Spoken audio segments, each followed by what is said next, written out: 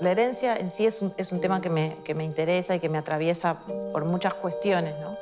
Y después el tema de los relatos es algo que, no sé, me parece que en muchas familias, o en todas, diría, está ese pequeño folclore familiar de las historias que siempre se cuentan en las fiestas y es casi como bajar esas historias que ya estaban formadas y que las había escuchado muchas veces.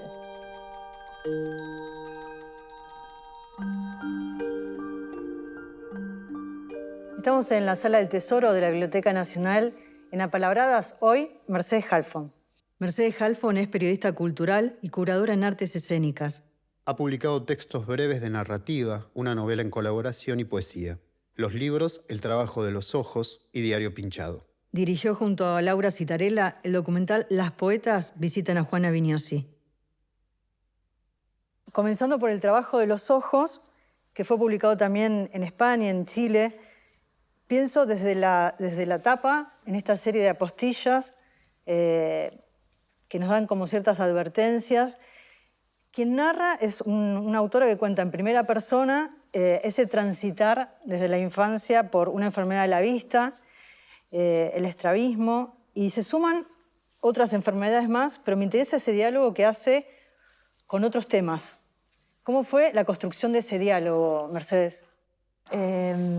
Bueno, yo empecé escribiendo sobre mis problemas en la vista, que como vos decías, tienen que ver con el estrabismo fundamentalmente, pero también tengo astigmatismo, hipermetropía, bueno, varias otras.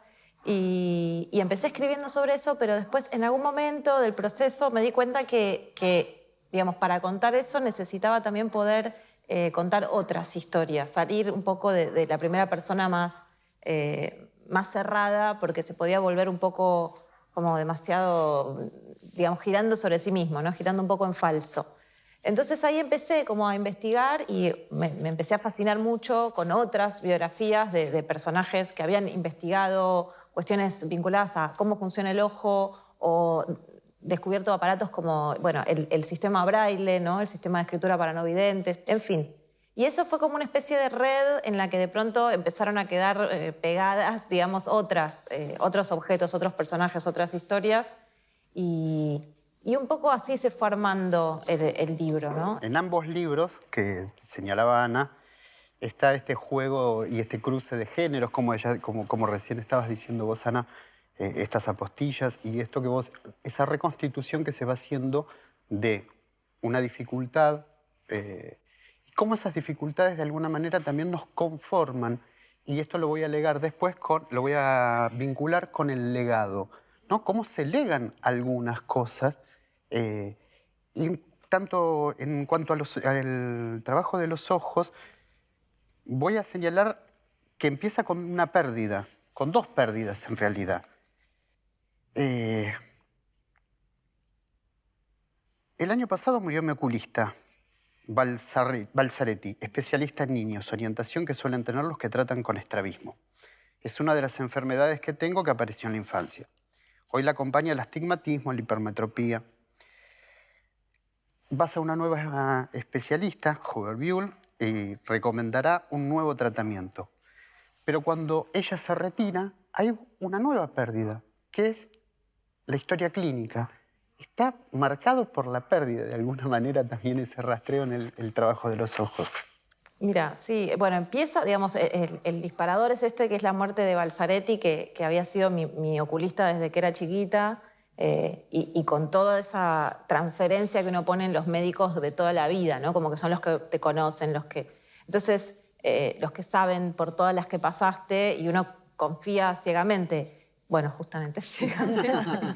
Y cuando él muere tengo que ir con otro médico. Entonces todo eso de pronto me empezó a generar como una pequeña trama. Yo ya tenía la idea de todas maneras de escribir sobre estas cuestiones. Una pequeña trama como si yo dijera un poco policial, ¿no? Muere alguien, se desata un misterio, cómo se resuelve. Y aparece esta doctora como muy moderna, muy innovadora, que me propone este nuevo tratamiento. Pero después ella también se va, también se jubila y ahí se pierde mi historia clínica, que es tremendo porque, bueno, es perder todas las pequeñas cosas que fueron pasando por tu vida, por tu cuerpo, en este caso por los ojos.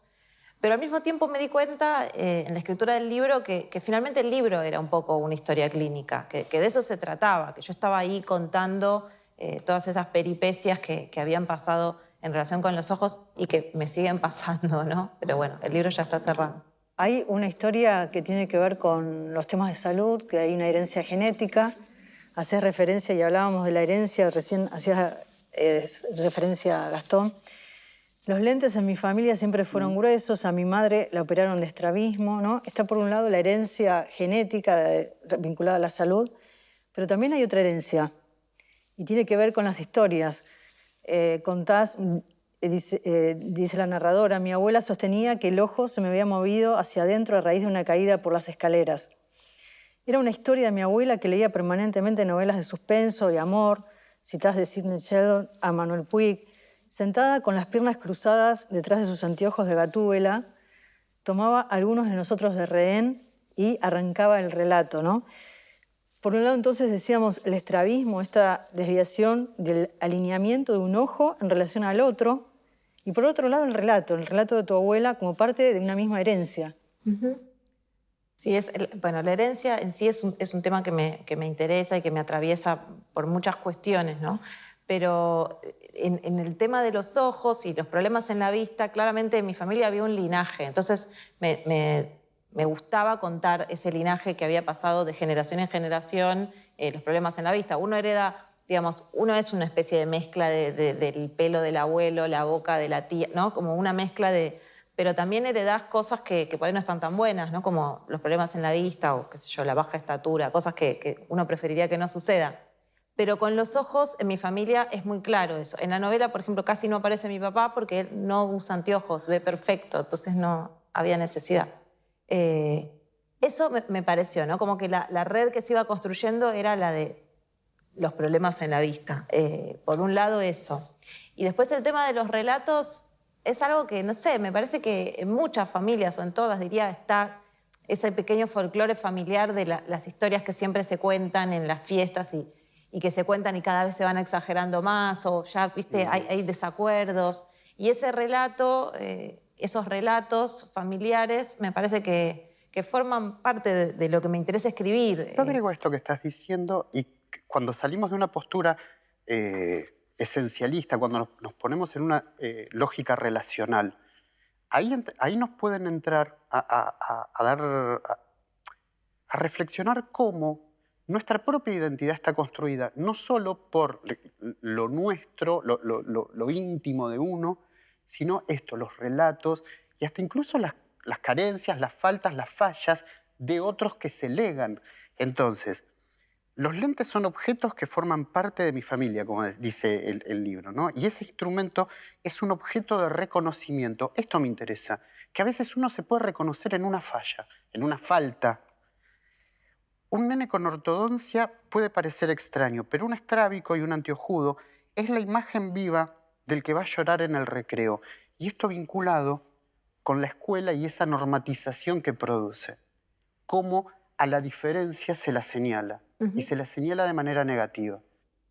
Bueno, espero que esto con ESI y demás herramientas que hay en la actualidad pueda ir modificándose, ¿no? Pero creo que esas diferencias que cada uno habrá vivido de una manera distinta, cada uno y cada una, o porque eras petizo, o porque eras gordo, o porque usabas ortodoncia, o porque eras estrábico, en fin, siempre había como algo, en la mayoría de los casos, ¿no? que te separaba del grupo. Eso también un poco se cuenta en el libro.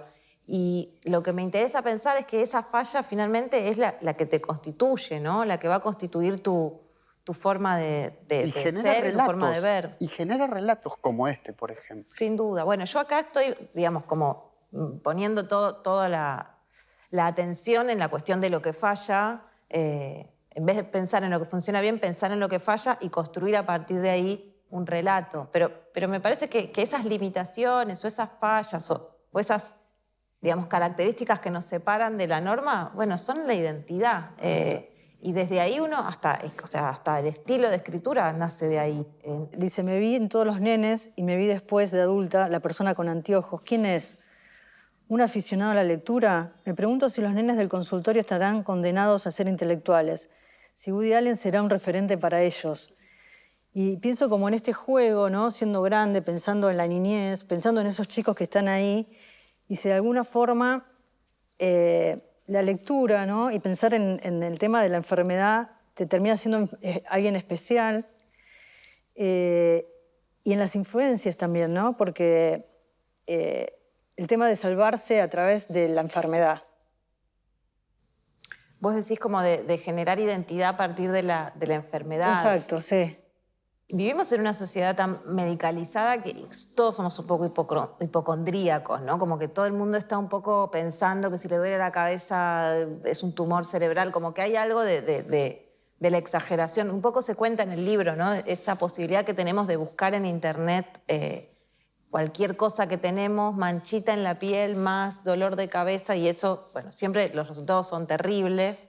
Entonces me parece que ese exceso de información genera mucho malestar también, en un sentido.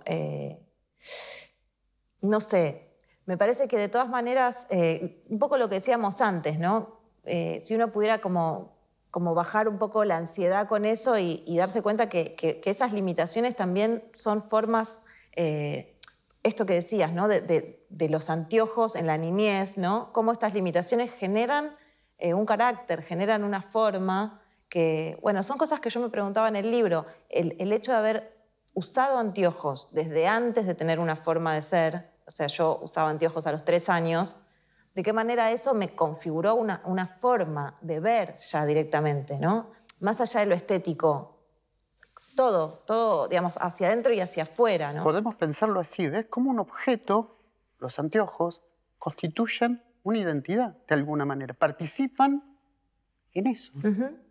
¿Cómo es? Porque se lo pregunta, ¿quién es alguien que usa anteojos? ¿Alguien que es aficionado a la lectura? ¿Alguien que no se le debe pegar? ¿Alguien un poco atractivo? Esa pregunta es, porque para ese sujeto, ese objeto lo constituyó. Muy fuerte. Es muy fuerte, sí. Algo tan pequeñito y accesorio finalmente, pero con lo que necesitas, lo necesitas porque es como una prótesis también, ¿no? Yo no puedo salir a la calle sin anteojos. Y yo te preguntaba por la distancia, por el punto de vista, porque en el trabajo de los ojos citás un poema de Goethe que dice: todo lo cercano se aleja. Y escribís: empecé a entender que el estrabismo es un problema de distancia con el mundo. Y en Diario Pinchado escribís el sábado 2 de mayo por la noche en un bar, pero mucho más difícil que la distancia es la cercanía. Entonces pensaba en este juego de palabras con respecto al enfoque, con respecto a qué es lo que vemos de acuerdo a la distancia que tenemos, ¿no? Y hago referencia a esta distancia que vos tomás para ver las fotos y ves algo distinto. Te das cuenta que ahí no están las montañas. En este caso, si hay algo de esta subjetividad sobre el punto de vista que vuelve a resonar en uno y en otro libro, pensando en la distancia, en el punto de vista. Sí. Cuando uno tiene cierta edad, empieza a pensar mucho más, ¿no? En la distancia, en el tiempo, y empieza a tener como distintos pensamientos sobre cosas que, digamos, nuevas interpretaciones sobre cosas que pasaron y de alguna manera habían quedado cristalizadas de una manera, ¿no? Como esas fotos de ese verano, probablemente para mí había sido el verano más lindo de mi vida, y ahora veo esas fotos y digo, ¿por qué no saqué una montaña? O sea, pienso otra cosa. Empiezo a ver cómo ahí ya se estaba constituyendo, como en mi adolescencia o en el final de mi adolescencia, una mirada sobre el mundo, ¿no? Para decirlo en términos generales. Pero... Mirada que no se cierra, mirada que siempre puede ser resignificada. Esto que vos decís, hasta las fotos pueden cambiar. Totalmente. Pienso eso absolutamente. Ayer se proyectó la película Las poetas visitan a Juana Viñosi, que después hablaremos, y no la veo hace varios meses. Y alguien me escribió que la había visto, que le había gustado mucho. Le digo, la verdad que hace tanto que no la veo que no sé si seguirá siendo la misma película, porque la verdad que no sé qué voy a pensar cuando la vuelva a ver. Empiezo en Diario Pinchado con el epígrafe, que me parece que es una clave de lectura, y que es: este diario, a pesar de las apariencias, tiene igual derecho a la existencia que un poema, de Gombrowicz. Y Gombrowicz tiene otro ensayo que es contra los poetas, que habíamos hablado de eso, y que tiene que ver con ese desacuerdo que tiene él con esos ritos que se establecen, que a la protagonista le pasa eso, ¿no? Y esto vinculado con la lógica de los campos de Bourdieu, esta disputa por el capital simbólico, cómo esta pareja se empieza a desmembrar a partir de esa tensión que hay ahí. Sí, a mí me encanta ese ensayo de Gombrowicz contra los poetas, que en realidad es una conferencia, creo que él dio. Es una conferencia, sí. Y él ahí, digamos, habla en contra de los poetas, pero en realidad, si uno lo lee bien, está leyendo, claro, está discutiendo contra cierto tipo de poesía.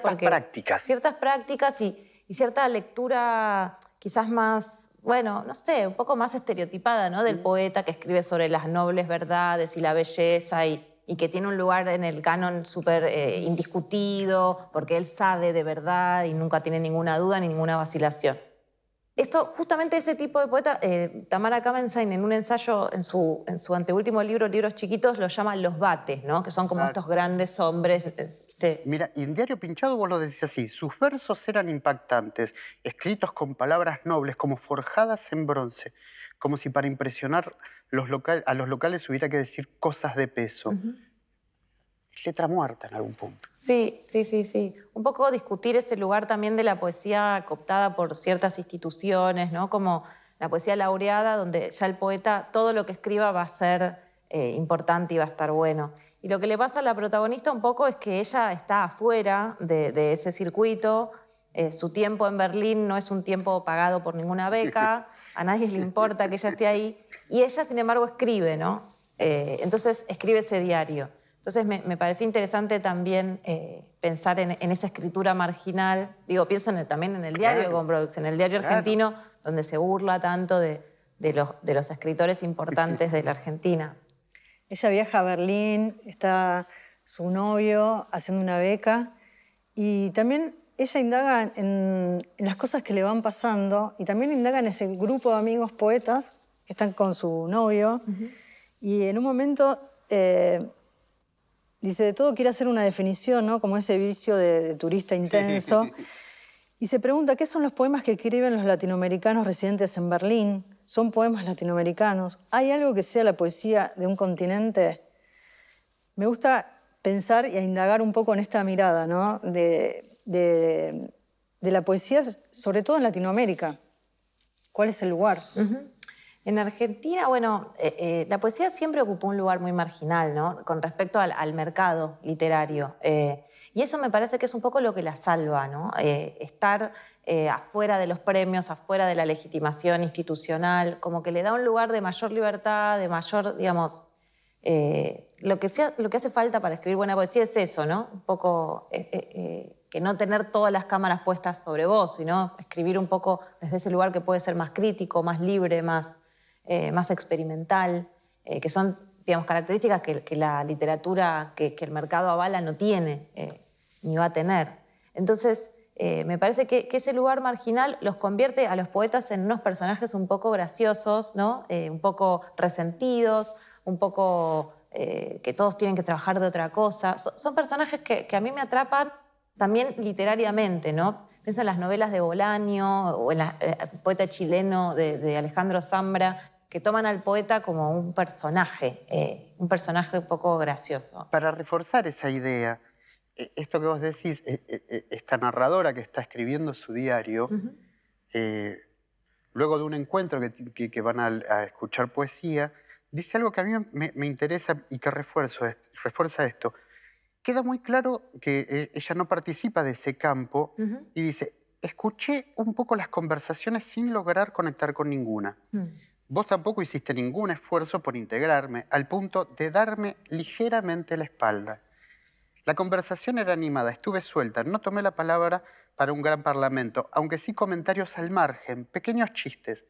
De todos modos, a nadie se le ocurrió preguntarme qué hago, a qué me dedico, mucho menos considerar la posibilidad de que también escriba. Ella no forma parte. Sí. Contra los poetas. O sea, es como un momento contra los poetas, porque ahí es eso, son los poetas institucionales, ¿no?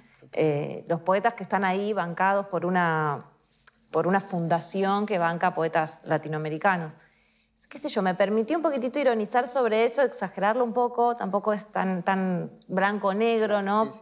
probablemente esos poetas cuando vuelven a su país no tienen un peso, digamos, pero me divertía como contar un poco esos grises, ¿no? Dentro de la literatura.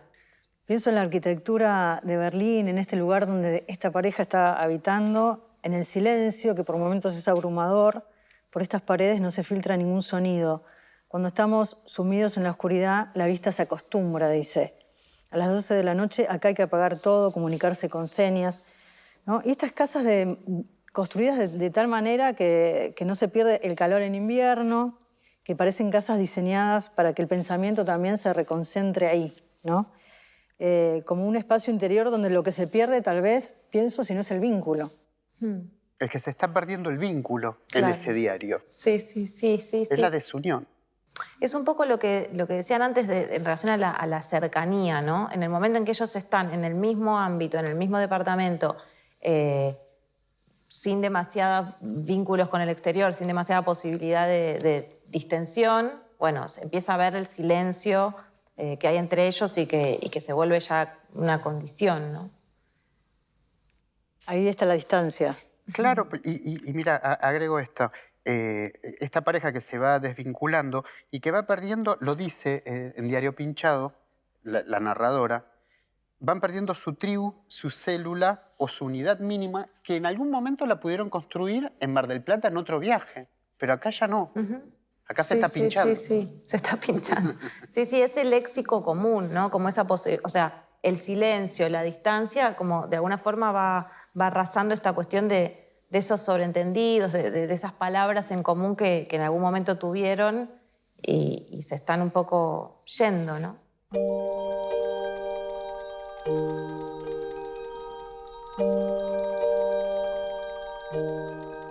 Sábado 2 de mayo, Mite, mañana. ¿Qué escribirá Bergen? Vengo leyendo muchos textos sustentados en la creencia de que todo puede ser poesía. Incluso autores que hace tiempo me cautivaban insisten con esa idea tan seductora, tan libertaria, de que todo es poesía o puede serlo. Pero sé que no siempre funciona esa máxima y que la poesía pueda estar hecha de cualquier cosa no quiere decir que cualquier cosa sea poesía. Como esto que escribo acá. Es que la poesía nunca me pareció algo fácil, como no es fácil el amor, ni mucho menos la distancia, aunque estos sean los temas de la poesía por excelencia. Tarde. Ordené mis cosas en el placar. Leí, dormí una siesta, cociné, aún sumida en la bruma del jet lag. Te observé trabajar. Estás completamente concentrado en la beca. Absorto. Yo, discreta pero atenta, espero los momentos en los que haces contacto y podemos iniciar una conversación. Antes de viajar, mientras intentaba ponerme en tema, estuve escuchando unas canciones de Schumann sobre poemas de Heinrich Heine llamados Dichterliebe o Amor del Poeta. El protagonista es precisamente un joven poeta enamorado que empieza su relato diciendo: en el maravilloso mes de mayo, cuando todos los capullos se abrían, fue entonces cuando en mi corazón nació el amor. Me cautivó la coincidencia, en mayo volaba para allá. Pero con el correr de las canciones, el joven comienza a sufrir. Su amada lo abandona, le impone de alguna manera una distancia.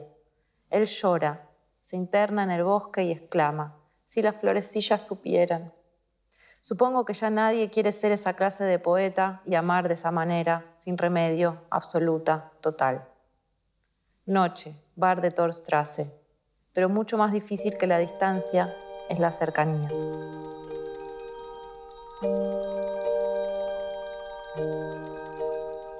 Lo que me interesa del trabajo de los ojos, del diario íntimo, con respecto al cine, que ahora vas a desarrollarlo, es precisamente el legado de lo íntimo. Eso me interesa. ¿Cómo es en el cine? Y en el cine yo creo que hay, en las poetas visitan a Juana Vignosi. Me interesa, por un lado, el legado, por otro lado, la mirada. También aparece ahí la mirada, ¿no? Desde qué punto de vista vamos a contar esta historia de Juana y de qué manera decidieron hacer este registro con Laura. Bueno, estuvo todo muy conectado, ¿no? Porque, digamos, Juana Vignosi es una poeta muy importante de la generación del 60 que vivió muchos años en España y volvió a la Argentina en 2010 y a partir de ese momento se vinculó con jóvenes poetas. Yo me vinculé con ella en ese momento cuando ella fallece, le deja un testamento a distintos poetas, distintas cosas, y ahí me enteré que, entre otras cosas, yo había recibido su obra literaria. Entonces, bueno, fue como una bomba, porque de pronto era hacerse cargo de algo que yo en ese momento no lo sabía, pero era un archivo, y tomar una cantidad de decisiones sobre la obra de otra, que tampoco era una persona tan fácil. Bueno, de a poco fui vinculándome con eso, y en ese proceso me pareció que había que registrar algunas cuestiones, algunas cosas, algunos objetos y algunos espacios de su casa que se estaba desarmando porque se iba a vender. Entonces ahí la convoqué a Laura, Laura Citarella, que en principio vino como, bueno, hagamos unos planos, qué sé yo, les sacamos unas fotos. Y después, pero ¿y si hacemos una entrevista a alguien que hable de Juana? Y así se fue armando la película. Yo te pregunto con algo que vos también habías señalado en otra charla que tuvimos con Mercedes Halfon, y cómo se archiva el legado también. Esa es otra. Sí, porque se pone en valor el archivo y hay una persona que está en el documental que justamente hace guía, ¿no? Para enseñarles cómo conservar y catalogar ese legado. Sí, es que fue fundamental en la experiencia real y también en la película. Graciela Golchuk, que es filóloga de la Universidad de La Plata, la que armó el archivo Manuel Puig, tiene mucha experiencia en archivos de escritores contemporáneos y nos fue orientando, porque para mí era, bueno, ¿qué hago con todos estos papeles? No, estos papeles son un archivo. Yo me había llevado todo, hasta el boleto de subte, eso lo había hecho, pero cómo se ordenaba, cómo se clasificaba, cómo se conservaba, cómo se pensaba ese material, ¿no? ¿Qué había que preguntarle a ese material? Son cosas que me fue orientando Graciela. También ahora trabajo con una conservadora más, digamos, una vez por semana, que también seguimos pensando en eso y va avanzando. Pero el documental es testigo sobre todo del momento de mayor desconcierto que fue cuando recibimos eso y no sabíamos qué hacer. Pienso en la figura de Juana Viñosi. ¿Qué significa la figura de Juana como poeta? Vivió tanto tiempo en España. Volver a revisitar no solamente sus archivos, sino su obra, hacer jornadas, volver a ver la película, encontrar un matiz o algo distinto cada vez que volvés a ver la película, con esta distancia que hablábamos antes. ¿Quién es Juana Viñosi? Bueno, me lo sigo preguntando. Es una poeta fundamental que tiene una obra, yo creo que es muy, muy contemporánea y muy presente, ¿no? Uno agarra un libro de ella y abre un poema al azar, un poema del año 60, y se podía haber escrito ayer. O sea, tiene una forma, digamos, también tiene que ver con cómo se escribía poesía en los años 60, que era una poesía muy sencilla, ¿no? Que había dejado el tú, bueno, una serie de cosas, pero es una poesía que tiene una fuerza, una ironía, un desparpajo y no sé, y un talento. Es impresionante su poesía y creo que puede ser leída por cualquiera en cualquier momento. Mercedes, ¿alguna vez te sentiste como en la película de Woody Allen, así fuera de foco en la vida? ¿Sabes que o en sí? el trabajo? Porque a veces pasa. Muchas veces me siento fuera de foco. A veces se ve de afuera y a veces es solo una sensación. Gracias, un placer. Gracias. Mercedes Gracias Halfon a pasó ustedes. por Apalabradas.